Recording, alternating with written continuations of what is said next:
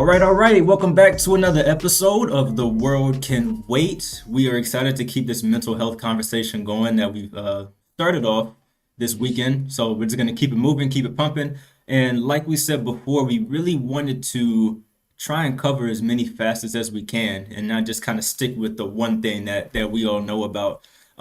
So Charles hooked us up with a special guest today that can dive into a lot more than we were able to dive into before. So Charles, I'm gonna let you introduce this and kick it off. Oh, you know what? I don't know that I can do her any justice. She is a very special guest. We're family. It's my cousin Kristen. I'm going to let her introduce herself, though. Miss Kristen. That was a scapegoat, but okay. Correct. So I have been a psych nurse for 14 years. Did you know that, Charlie? 14 years. I'm learning something new every day. Yeah. This was never my game plan in nursing school. I actually wanted to be a NICU nurse. Yeah. So on my way to clinical, I had to do a clinical rotation in psych. I sobbed the entire way there the first day because I was terrified. I was thinking these people were going to be quote unquote crazy and dangerous, and I don't want to do this, and I wanted to go back to OB. And it was like a week and a half into my clinical that I had a patient that was about my age at the time, so like 23, and he had PTSD from Afghanistan, I think. To the point that this guy couldn't even sit through a group. Like his anxiety was so soul crushing, he could not function in everyday life. And he had cut his wrist, and he was on our PIC unit, which is psychiatric intensive care. Wouldn't talk to anybody. And for some reason, they sent me in there to try to do part of his admission. And he opened up and talked to me. And I thought, holy crap, I can get paid to talk to people. This might be my calling. And I actually ended up applying later that week and interviewed during my clinical, and I have been there ever since. Oh, wow. Okay. Wow. So you didn't even mean to be a psych nurse. It was like, oh, that's not at all. That's interesting. Just yesterday, one of the things that came up, we were talking about being flexible, because if we were to stick with the schedule that we had for the year, we wouldn't be talking about mental health right now. Right now, I don't even know. I think we'd be on education right now. But it's like things happen and things change things, and we're just like, okay, cool, let's roll with it. So Miss Kristen, and as I said, I didn't know that you were the psych nurse I just found out last week, right?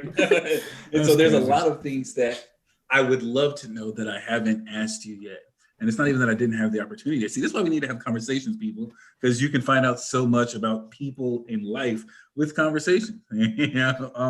But so what I would like to know is some of the, I don't know, things that you've seen and dealt with being a psych nurse. I know, like Dom said, we wanted to explore the other facets of mental health outside of anxiety and depression, which are the two that, if you're talking about it, it's the only thing that gets talked about when you're talking about mental health. And so we kind of wanted to, let you bring us some perspective into the conversation with the other things that people deal with that are considered mental health illnesses, or I don't even. So usually I'm so cautious of how I even phrase those words together, because I don't even know the proper way. So could you just educate us, specifically me, a little bit? I'm pretty, if you ask the patients, I'm pretty sarcastic and probably inappropriate. But I also feel like they come into me, they're not super physically ill, in pain and whatever. If I'm dealing with a 20-year-old guy, let's say, who's a heroin addict, he doesn't want someone to hold his hand. He wants someone to be real with him. Substance abuse is a big thing we deal with. We're mental health and addiction. So we have a lot of drug use patients that come in. I have had patients come in that tell me, if you can't beep and help me, just let me beep and leave. And I actually told a guy right to his face, so that you can go use. Beeping, go use. And that's your goal. You're going to walk out here. You're going to make yourself feel better. And 5 days from now, you're going to regret it. And you're going to start over. So you're either committed to this or you're not. And he asked my name, and I thought either he's going to report me, which he might. The guy stayed. I don't know if he's still sober, but he stayed the whole week and finished out his treatment by us. I think if he hadn't been told bluntly to his face, you know, you're going to go use. You're going to walk out the door and you're going to go find your heroin dealer and you're going to shoot up. Mhm. I don't think he probably would have stayed. I think if someone tried to be not kind, but demeaning, maybe like treat him like a child, he probably would have just gotten angry and walked out the door. Yeah. Right. So I think because people are so uncomfortable talking about it and they try to be so careful talking about it, it's part of the reason it's not talked about. You're probably not going to offend people as much as you think you're going to offend people. We've just been taught that it's so taboo and it's not something we talk about and it's embarrassing and whatever. I think people appreciate just being straight out asked, to be honest. Like, it's not so much the words you use, but like, what are you trying to get across to them? What are you trying to say? Are you literally asking how they're doing? Or are you trying to be nosy? I mean, there's a difference. Yeah, there is. So right now we're seeing a lot of substance abuse come in because of COVID. Everybody's isolated to their houses. You know, AA meeting, I don't know if stuff is open by you, but up here, AA meetings are closed. Oh, wow. Patients can't get to AA meetings because of COVID. It's been like that since March. They don't have like virtual meetings or anything like that? It's just... I think some of it, they are doing some virtual meetings, but I'm gonna be honest, a lot of some of those guys are, you know, older alcoholics who are not tech savvy. Oh, okay. Gotcha. Some of them need, you know, the personal interaction of sitting next to the person next to you and having a cup of coffee and laughing and joking or whatever. Yeah. It's not the same. Like our generation, we can do this. We've been doing this. Some of them are homeless. They don't have the resources. Like they might be living in a shelter, but they can get to the church on the corner of 6th to go to their AA meeting. Yeah. But they don't have access to a computer. And, you know, even our libraries are like shut down to limited hours. So even if they could use that for virtual, do you really want to have an AA meeting sitting in a library full of people? Yeah, probably not. Yeah. Wow. That's really, oh man, it's interesting. You know, it's funny you said it's not so much the words you use, and I'm probably like saying it's a little bit different than you, but not so much the words you use as much as it is like the messaging that's behind it, you know? And that's one of the things that kept coming up on Saturday. It's like, yo, I just need to know that you actually care. And it's like, once I know that you actually care, it kind of makes it easier for me to want to do better, you know? And, oh man. To know that you have somebody in your corner is huge. I have a family member who I care deeply about who has recently had a relapse. Actually, like I found out this week about it. I don't condone that relapse. I can't personally save him, but I can love him while he tries to save himself. I can tell him I'm here. I'm not going to let him off the hook. Like today I tried to be lighthearted and text him and was like, just making sure you're still kicking. And I got no response. So I sent back, the correct answer would be, yes, dear sister, I'm alive. Like, you know, I said, we don't have to talk about it if you're not ready to talk about it. But if someone's reaching out to you, and I mean, this is my stepbrother, we have an extensive history, acknowledge that that person's reaching out to you. You know, you can be shut down, but someone's going out of their way to try. So take that opportunity. Yeah. So with a lot of the patients that you interact with being in a psych ward, do you find that they have people like that in their corner who are visiting them and caring for them, or is it mostly like them on their own and people have given up on them? A lot of times it's not that people have given up on them.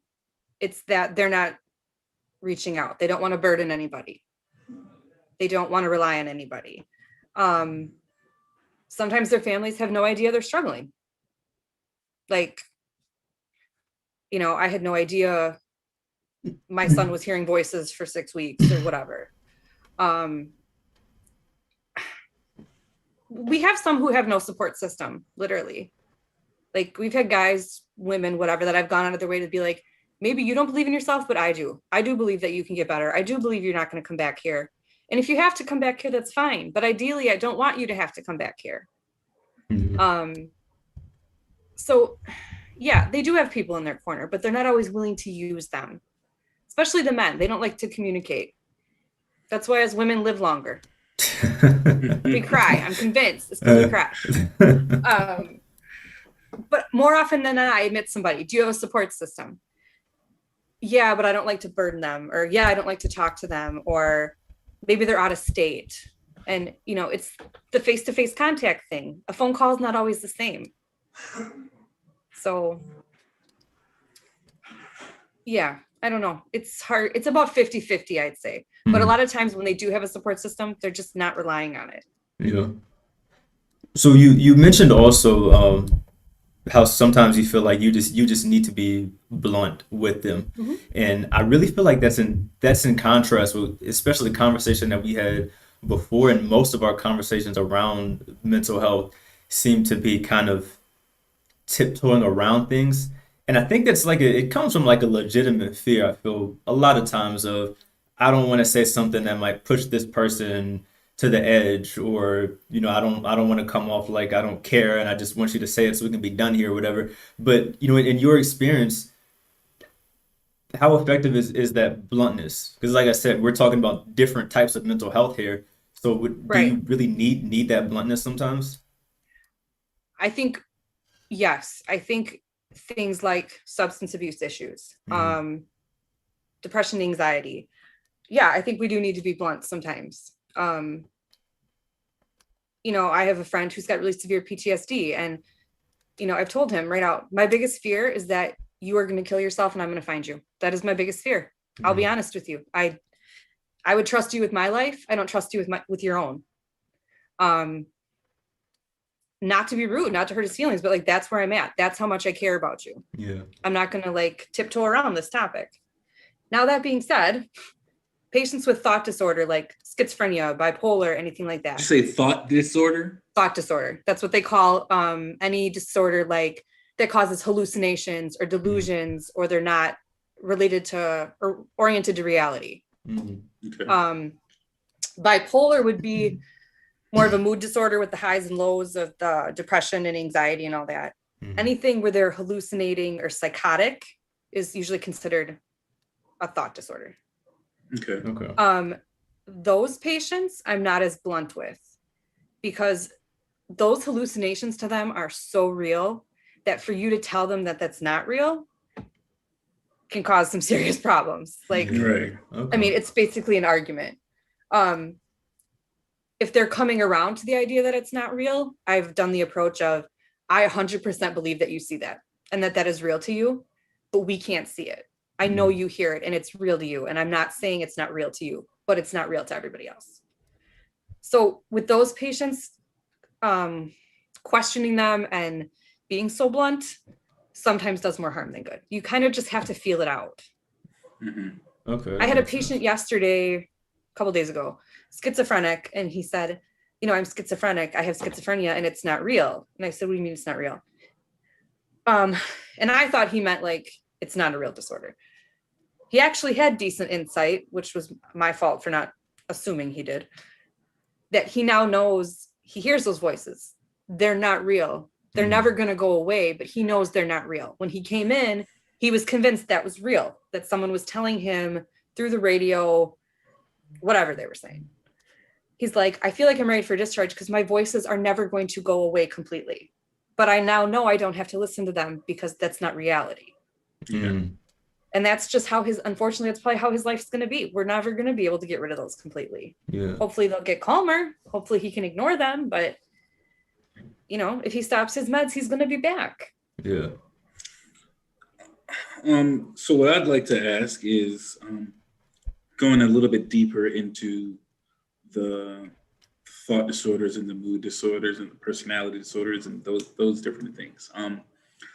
As said numerous times through multiple conversations, when people are talking mental health, it's usually depression, anxiety, right? And usually it's not even just, oh, I think this person might be a little depressed. It's like, or I might be a little depressed. It's like, I'm either suicidal or I'm not depressed at all. Like Right. we don't really make room for in between. Same thing with anxiety. It's like I'm either having constant anxiety attacks or there's no anxiety at all, and we don't make room for the spectrum.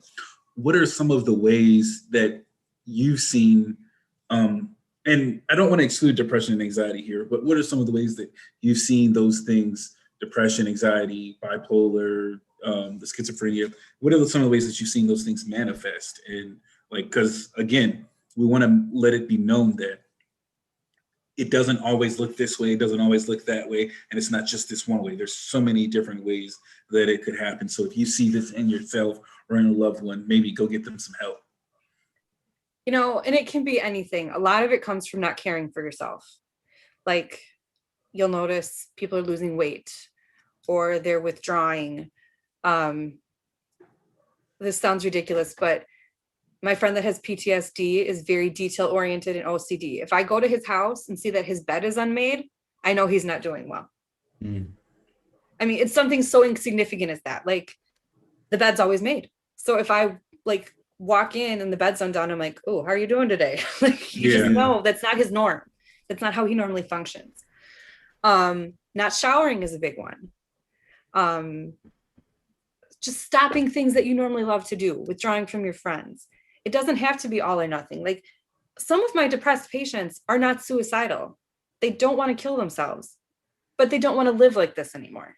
Yeah. Yeah. Like, they're more hoping they don't wake up tomorrow.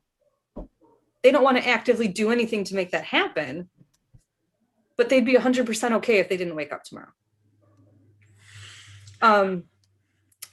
Schizophrenia is more kind of all or nothing. A lot of times patients can hide that they're hearing their voices. Like, we call those, some of the things are called like intrusive thoughts.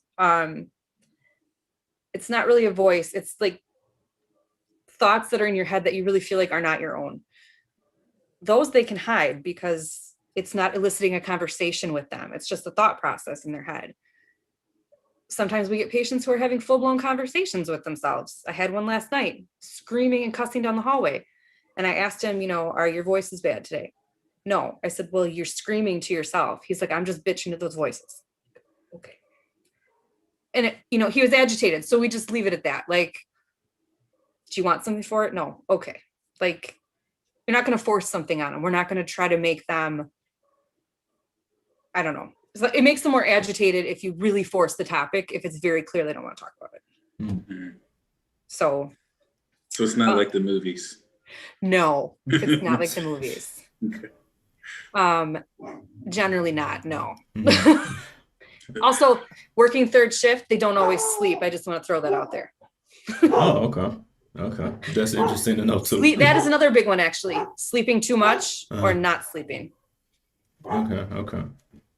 And yeah, that's wild because I don't think we think about, like Charles said, it's either all or nothing for so many things that we don't kind of notice those small things. I saw a video I think it was just yesterday, of this girl getting her hair done because her entire head was just one dreadlock.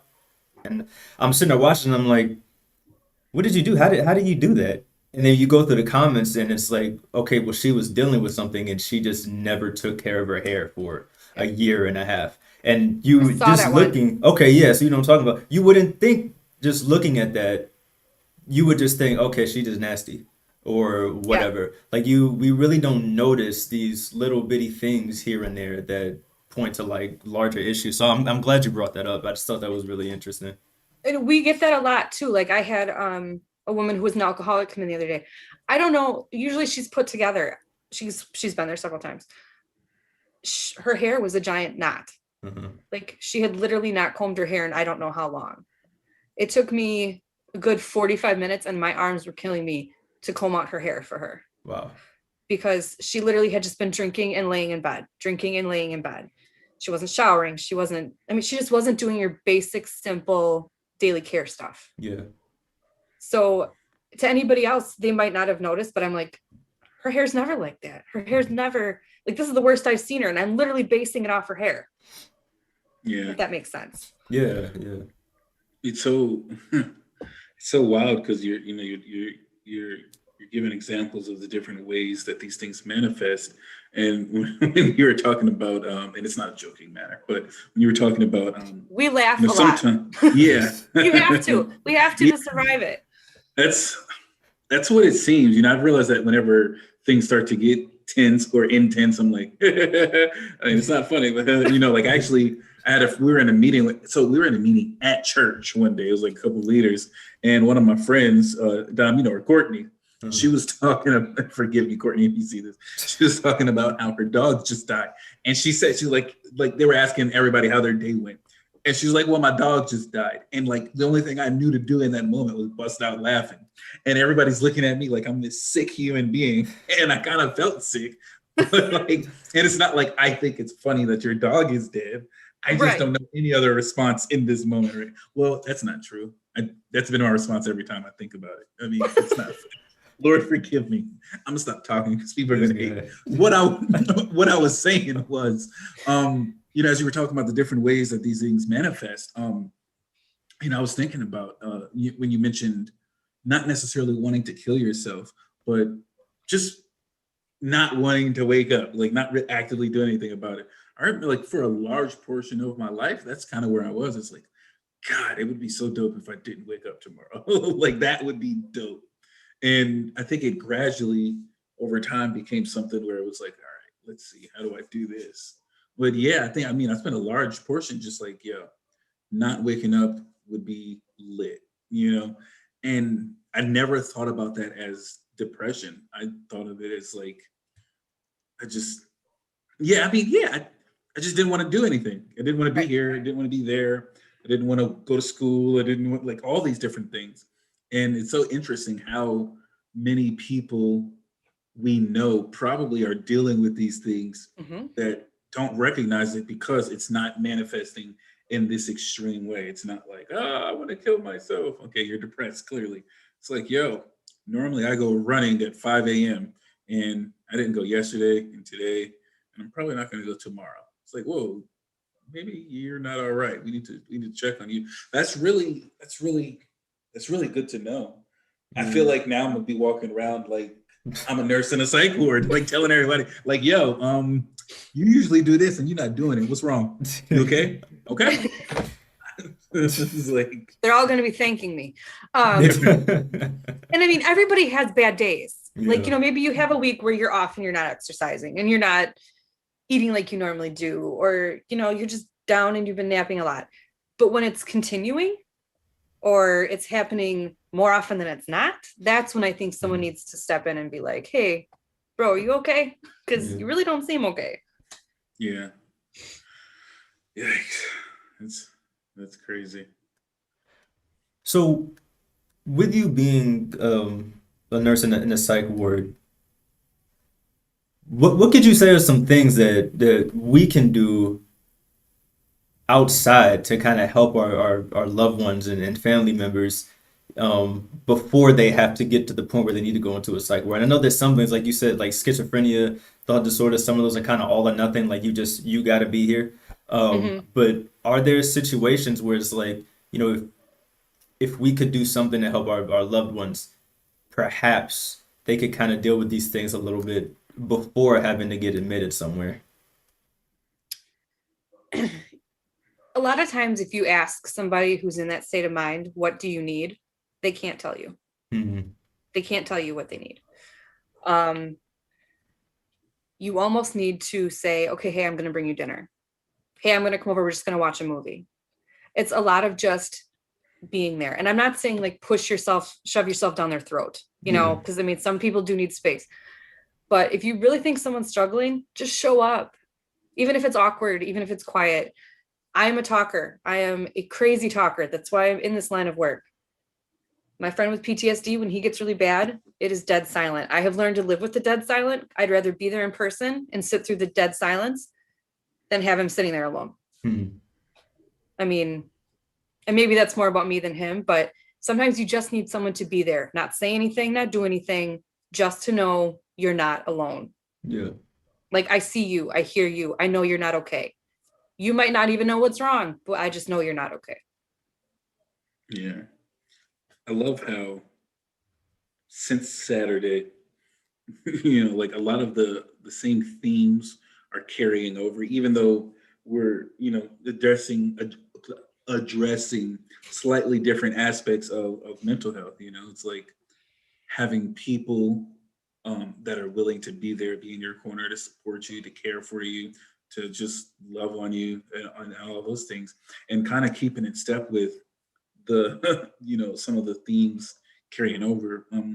How do we, how do we normalize the conversation around mental health? And not only that, but how do we expand our understanding of mental health around it being more than just anxiety and depression, and including PTSD and antisocial personality disorder and bipolar, schizophrenia? How do we make it so it's like whenever, because the first thing that comes to my mind usually, if it's not depression or anxiety, is, oh, this person's crazy. And I think if we're honest, that's probably what comes to most people's mind. It might not be as blunt as, saying, oh, this person's crazy, but you think something along those lines. It's like, oh, what's wrong with them? Even the way we treat people in public, where it's like, that person's different. They're acting a little funny. It's like, Yeah. so how do we normalize those things, so that way when we see that in public, we're not so quick to say, oh, this person's crazy, and say, hey, this person's probably dealing with something. Let me call somebody that can help. That's a really hard question, because on one hand, if you haven't experienced mental health, like if you haven't been depressed, anxious, whatever, a lot of people don't understand it. You cannot explain it to somebody. I have suffered from depression and anxiety. My husband has not. He does not understand. And not that he doesn't try to, but because he's never been there, you just don't have a full understanding of it. Because of where I work, obviously, the way I look at things is different. When we've had members of my family with substance abuse issues, I'm not condoning it, but I understand why it's playing out the way it's playing out. The rest of my family does not. So there have literally been arguments about like me supporting it. I'm not supporting it. I'm not agreeing with it, but I understand why it's happening. If you've been relying on alcohol as a coping skill since 14, it's going to be something you fall back on sometimes. Like, try as you may, it's a slippery slope. Like, you start to slide, you're going down. And it's sad because, like, if we saw somebody bald, okay, we might assume they have cancer, they're on chemo, but we would look at them with like, oh, that's terrible, not, oh, they're weird. Yeah. That's good. So I don't know how we can normalize this. I think we need to keep talking about it. I mean, I guarantee you, everybody knows somebody who's going through something, whether they're going through it or not. It's everywhere. It's every race, it's every age, it's every gender. I mean, we see such a wide variety by us. We see, I was telling Dom earlier, homeless teens to guys who run their own companies, housewives, teachers. It's everybody. It can affect anybody. Nobody's untouchable when it comes to this. I like that you brought that up, guys that run their own companies, because I think that we tend to have this image where it's like, if you're in business and you're successful, then you're just all together. You don't got nothing wrong with you. And as you just heard, people, that's so far from true. It's so funny. So that if you're seeing the title of this, what did we put, the killer with many faces? Yeah. And so I was just coming up with a title for the Zoom so that it'll be different than our meeting link, because I want you to have our meeting link so you just pop in meetings. We don't want none of that, right? And so I was like, hey, everybody. Right. And and before I even knew that Dom had updated the title, I was like, hey, I just made that. You don't got to put that it can just be whatever. But that's really what it is, man. It's a killer with many faces, like whether you want to look at it in terms of being, bipolar, schizophrenia, all those different things, or whether if you're looking at it in terms of it's killing Black people, white people, Asians, Hispanics, you know, and obviously, you know, killing or death isn't the only manifestation of of of mental health, but I think that it's so crucial. You know, I keep coming. One of the things that keeps replaying in my mind is how you were saying earlier, how many people say that yeah they have people, but they don't want to burden them. I wonder, is there, have you found in your conversations with your patients, um, any like, I don't know, key maybe in terms of um, figuring out how to get them to feel like they're not being a burden? I have found a lot of times, like people will say they don't tell, let's say their parents, for example, because I don't want them to worry, or I don't want to tell my mom because I don't want her to worry. I will bluntly tell you, your mama is already worried, Hmm. Correct. whether you are telling her or not. They know. They probably don't know how to approach you, but someone is going to feel so much better by you coming out and being like, you know what, I am struggling. You may have noticed, maybe you didn't, whatever. People worry about you regardless of if you bring it up or not. Or I'm sad, I don't want to make them sad. They probably know you're sad. They're already sad that you're sad. Like it's already going on. It's all how you're picturing it. They want to help you. More often than not, I almost guarantee they want to help you.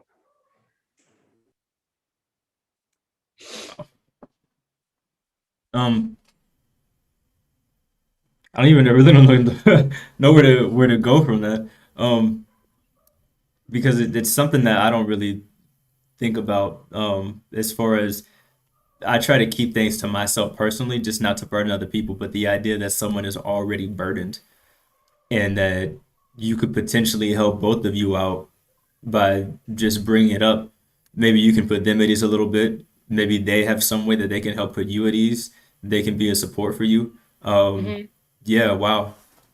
I'm glad you said that because it's not something I think about. I generally like to think if I don't say something, then it's just me and I've got it. And then however I deal with it, but it's just me. You know what I'm saying? Yeah. Right. So yeah, wow. Yeah, it's like immediately as you said it, I thought about me as a person thinking and worrying about other people, especially my kids. It's like, oh man, like why don't you say it? I know something's going on. Like, Right. and sometimes I don't want to ask. Sometimes I don't care what I want. I do ask, Right. but yeah, like it's I think I guess it's maybe just human nature to worry about people and It especially people that is. we love. And so it's like I wonder what it is inside of us that causes us to feel like, all right, if I don't tell anybody, then nobody else is worried about it but me. And then it's like this person is worried about me and they're trying to figure out what's going on, which is making it worry more, making them worry more. Right. 'Cause they're like, I don't know what's going on. And a lot of times people don't want to say it out loud because then it's real. You can keep it to yourself. You've kept it in this nice little package, tiny little bubble. Now you verbalized it. Now it's out there. And Yeah, now you got to deal with it. that's a good People point are too. really good at drowning everything and burying everything. And once it comes to the surface, you know, Yeah, it does get ugly. Yeah. You'll get through it, yeah. but you got to get through that ugly period too. I forget what well, before I go into that, when you said say it out loud, it made me think of something that I have to say that's gonna make Dom chuckle. He's gonna be a little irritated. And it kind of made me think of Kanye West, right? Because see, he has this one song on, and so this was when he came out talking about that he was bipolar and whatnot. And he dropped the album and he had this one song where part of it he's like, just say it out loud and see how it feels. And so when you said say it out loud, that's what it made me think of. It's like, correct, say it out loud, see how it feels. But no, in terms of speaking and saying things out loud, my pastor was in this series and I forget what it was called, but he did an interview with this neuroscientist or something like that. Her name was Dr. Caroline Leaf.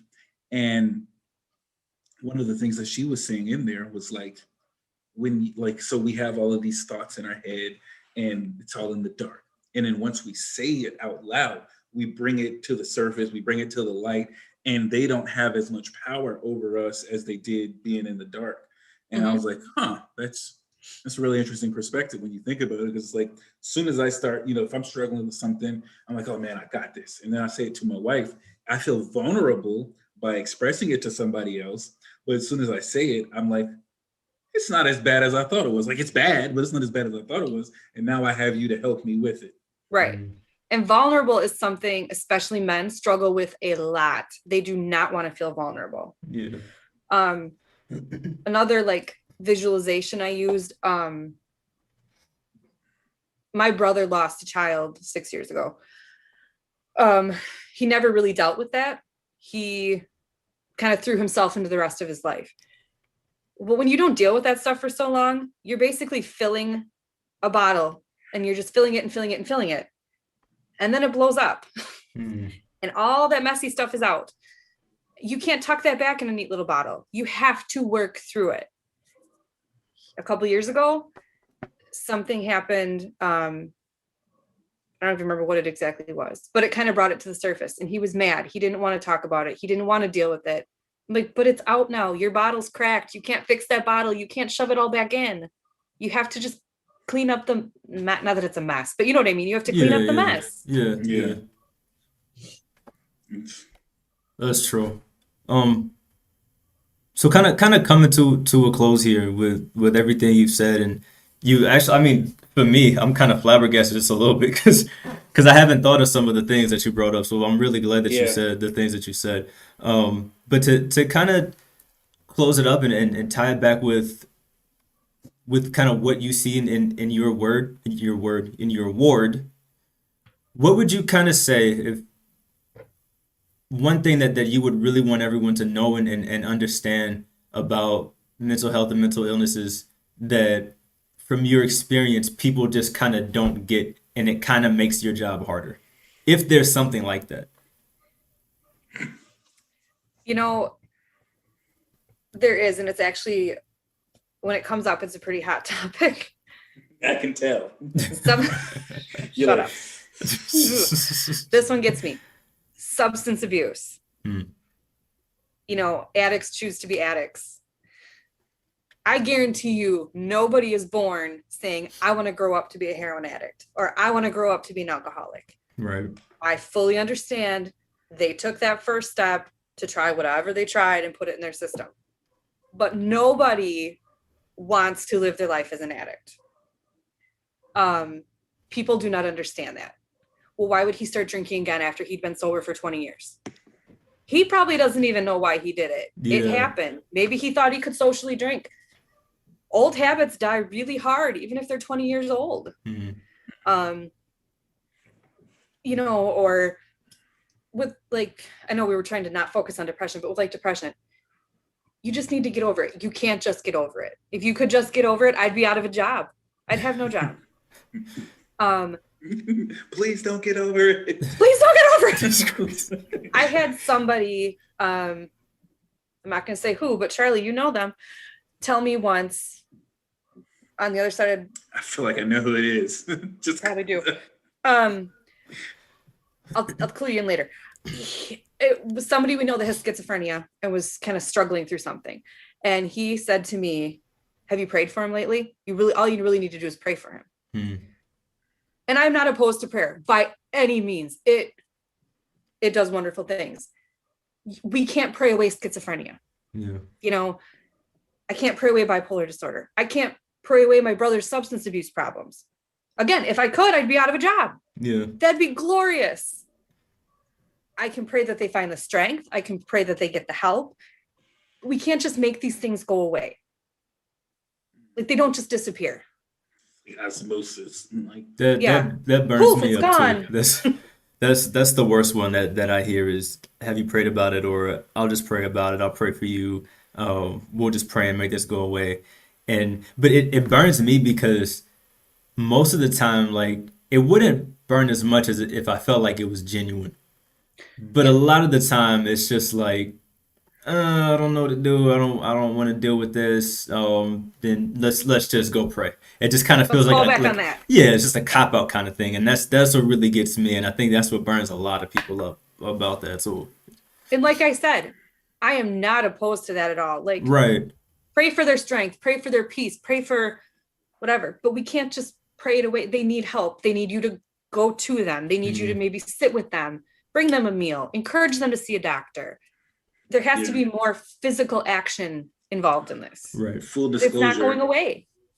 Oh, my bad. Good. What? I'm I done. was just saying, like, full disclosure. 5-6 years ago, I'd have been that guy that was telling you to just pray about it. Mm. But then what had happened was I recognized that I was dealing with depression for myself, and I was praying about it. And so it was like, I'm either not doing this praying thing right, or praying ain't quite the answer here. Right. like there's probably other things that I need to incorporate into praying about it. You know, what did you just say? Oh, when you were talking about addiction is a choice, or well, it's not being a choice, right? Right. That's been one of the longest like outside of like Republican versus Democrat. That's one of the arguments that I've seen that's lasted for so long on social media. And it's so funny because as you said it made me think. So we had this conversation once on the separation of church and state. And there was a gay girl that we had on the conversation. And somebody in the comments asked, do you think that you were born gay? And long story short, she says, I can't say that I was or wasn't, but I know that based off of the way people treat me, I wouldn't choose this. And I don't know what it's like to be gay, but I know what it's like to be Black. And I was like, I'm somebody who has always fallen more along the lines of like, I don't know that people are born gay, right? Mm-hmm. But when she said that, it was like, as much as I love being Black, with the way that I've been treated because of it, I can't say that it's something that I would choose. And so when you're talking about the addiction, it made me think of that, because it's like, well, why do people go back to drinking? Well, why did you go back to eating like a whole bucket of fried chicken? Why did you go back to going on Amazon, spending thousands of dollars that you have why are you maxing out your credit cards? And, it kind of, I guess there was really no way for us to avoid this conversation really sounding a lot like Saturday, but it's like something that Amanda said on Saturday was like, treat mental health the same way that you treat anything else. You meet the need right where it's at. Right. And so it's like, just because this person is an alcoholic doesn't make them any less than you being a shopaholic or a workaholic. It's like, it's just different things. So I think that's really interesting, man. And that's why I love conversations, because we get to see that like everything's so connected. And I think with substance abuse and addiction too, probably, I would say close to 100% of the time, you're trying to numb something else. Yeah. Like that's not the root of the problem. Mm-hmm. The problem is either grief or depression or anxiety or insecurity or a history of abuse. There's something underlying it 9 times out of 10, I would say. Mm-hmm. Yeah. Or, is there a genetic component? That's the argument that comes up too.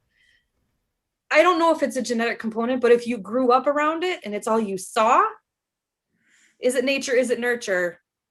You're more prone to it if it was in your house. Yeah. If your mom was an alcoholic, it's more prone to happen to you. That's a fact. It's like, well, I'm just copying exactly what I saw growing up. Right. It's what you've just learned to fall to. Mm-hmm. Thank you, Miss Kristen. You've given us mucho for all my non-Spanish speaking people. That's much.